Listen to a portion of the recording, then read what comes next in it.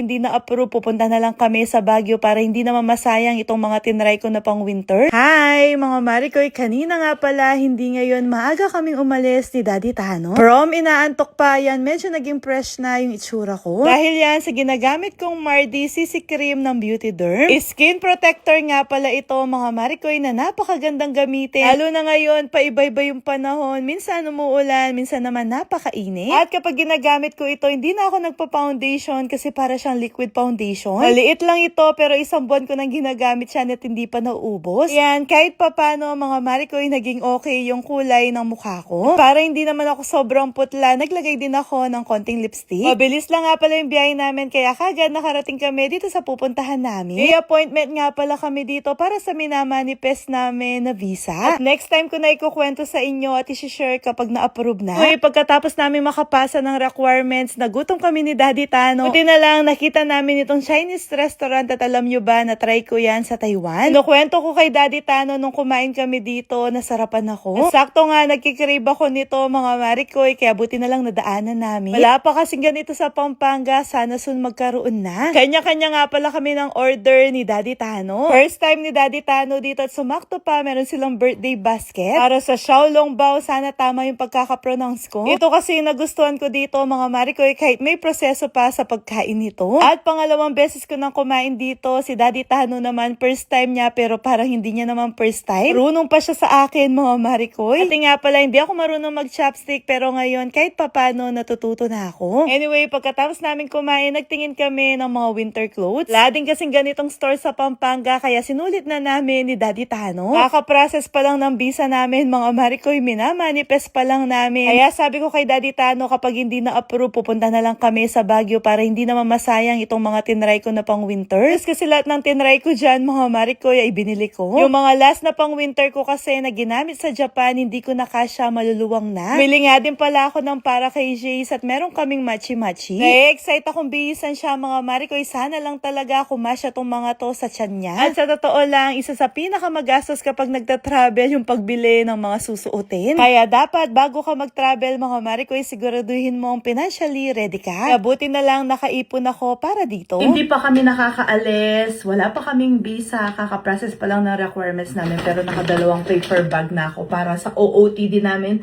sa pupuntahan naming dream destination. Ulahan nyo na lang kung saan kami pupunta. So ipapakita ko sa inyo yung mga pinambibili ko. Tapos baka dito magkaroon kayo ng idea kung bakit binonggahan ko yung mga OOTD namin ngayon.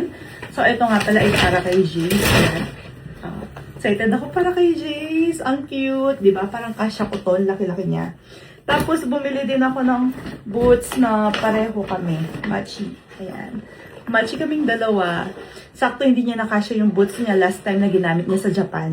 Tapos, bumili pa ako ng isa na pang ano naman to, para kapag medyo nahihirapan siya dun sa boots na yon, pwede namin palitan. Bumili din ako ng ganito. Actually, matchy kami ni Jace. Matchy kami ni Jace. Ito yung kay Jace, mga Marikoy. Ang cute, diba? Kay Jace yan. Tapos, ito yung sa akin. Hindi nakimatchy si Daddy Tano. Walang kulay na ganito. Ito yung sa akin. Ayan. Binilhan ko din siya nito.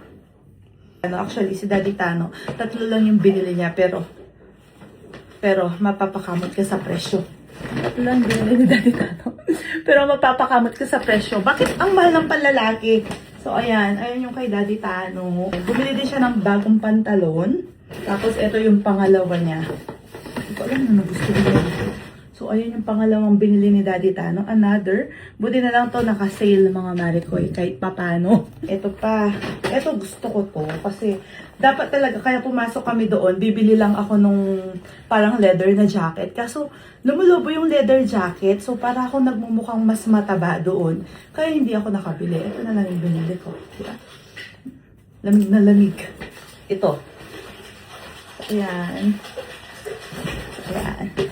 Hindi ko pa na-announce kung sino ang 5 tamang nakahula kung saan kami pupunta. This year yan bago matapos ang buwan, ang taon na to. Ayan. Siya. Tok, tok, tok, tok, tok, tok, tok, tok. Tok, tok! Again.